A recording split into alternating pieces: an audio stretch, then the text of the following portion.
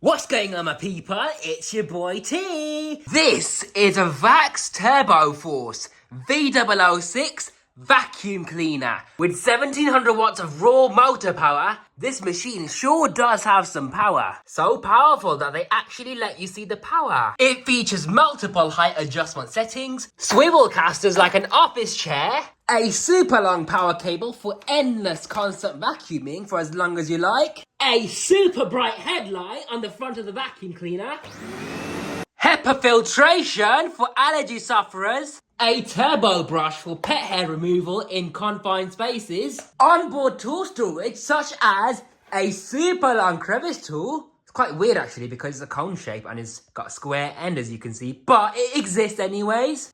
An extension wand, a heavy duty dusting brush which you can wave around like a magic wand, and a super long hose attachment ready to use. In fact, this hose is so long it will reach up to 1, 2, 3, 4, 5, 6, 7, 8, 9, 10, 11, 12, 13 stairs.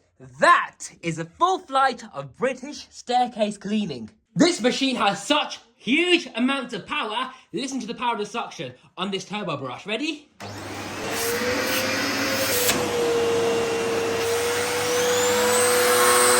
Whoa! That is amazing!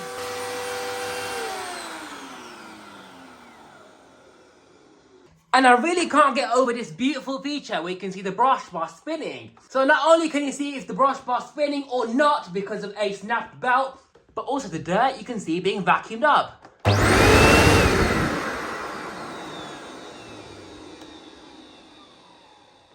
Absolutely beautiful. Now this machine, I got it from a good collector friend of mine about 1.5 years ago, and it was literally in brand new old stock condition. So this machine is in impeccable condition, I'd say, apart from the bumper, which is made out of leather, so it's going to be prone to being marked up. Some of it's from storage, but as for the vacuum itself, can't see any scratches on it whatsoever at all. Even the wheels are immaculate. So you push down here to release the cyclone and bin. Out comes the whole unit. You twist off the lid right here, and then that allows you to empty out your bin. Now you got a pre-motor filter right here, which is a pleated HEPA filter. So it's got a large surface area and fantastic for dust allergies. Well, not when emptying it, obviously, but in use, it's a decent filter. And there's an information sticker reminding you to change the filter annually. This is a single cyclonic machine, so the air comes into the bin at an angle. So as you can see right there, it spins around in the outer walls of the bin, although this bin is quite a weird shape. It's more like an oval shape, but quite circular as well at the same time, so that's weird. Now, the major disadvantage of having a filter in the bin is that because it's in a dirt bin like this, it's going to get clogged up far more quicker than a multi-cyclonic vacuum cleaner. But what I do like is that it's a huge bin. You can fill it right all the way up to the top of the brim, so you can keep vacuuming until it loses suction. But you do need to make sure that this filter is properly clean because you have to really tap it out, knock it to the ground and everything, or even brush it out with a brush, or get another vacuum to vacuum it off. Then the air comes out the bottom of the bin right here, leading down to the motor, and there's a little scouring pad for a filter. I can't seem to get it out right now because of my short nails. And then the exhaust air comes out of these front vents right here. And you know what I like about this? One of my favourite features about this vacuum is this clip right here. This is quite a robust design, you know. I mean, look at this. It's a huge, hefty clip. It makes you feel like it's high quality. I mean, listen to this click. That is a secure lock. That's not coming out unless you push down on here again. Doesn't feel like it's gonna break. It feels like a very sturdy design. Okay, now let's take a look underneath the vacuum. My favourite part of any upright vacuum cleaner. Okay, so here's a brush bar. You got 3 rows of fantastic blue bristles. They are nice and dense and do a fantastic job at revitalising the carpet fibres. However, these bristles are quite soft. The good thing about this is that it's going to be kind and gentle on carpet. So you can even use it on maybe delicate carpets as well, but still get an optimal deep clean because the power of the motor and the density of the bristles, along with having 3 rows of agitation. These bristles protrude the base of the sole plate quite well, so that's good to see. So it's going to reach deep within the carpet fibres. Now let's give you a quick demo. One thing I don't like about this vacuum is that the cable comes at the base of the motor unit, so it's more likely to be vacuumed over. But luckily there is a cable clip right on the side of the handle, as you can see. Handle release activated, switch it on.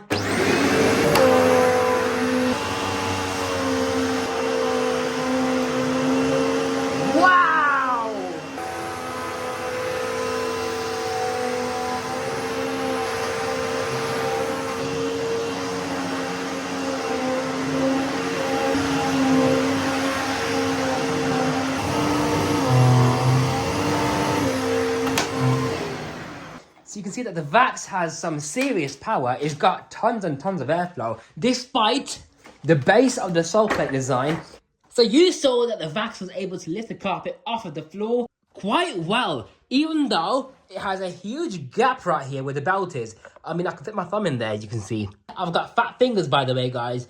So that's how huge of a gap it is right there. Think of the amount of suction that can leak from here, because the rest of the sole plate is actually sealed. But it still manages to stick to the floor quite well. And speaking of seals, I've noticed as well that there's no seal between the lid of the bin and the actual bin itself. How much airflow is going to be leaking out of here? So it's an impressively powerful vacuum as it is, right? But imagine if it had a more sealed sole plate and also a seal around the lid of the bin. And also there's a bleed valve on the side of the motor unit right here, which leaks air. So if I was to cover that up, I'll get very, very, very slightly more suction. Right, let's see how powerful the Vax Turbo Force really is. I'm gonna do this suction test as it is, and then block off the little airflow vent on the side of the motor unit with my finger.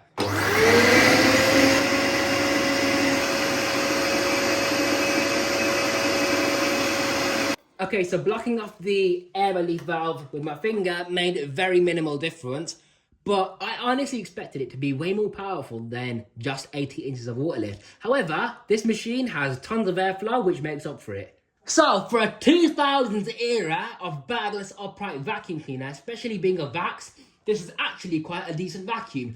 It's got fantastic build quality overall, apart from where the wheels are, because these were notorious for the rear wheels breaking off. You know the swivel casters? They would literally snap off because the chassis that holds them in is made out of crumbly plastic.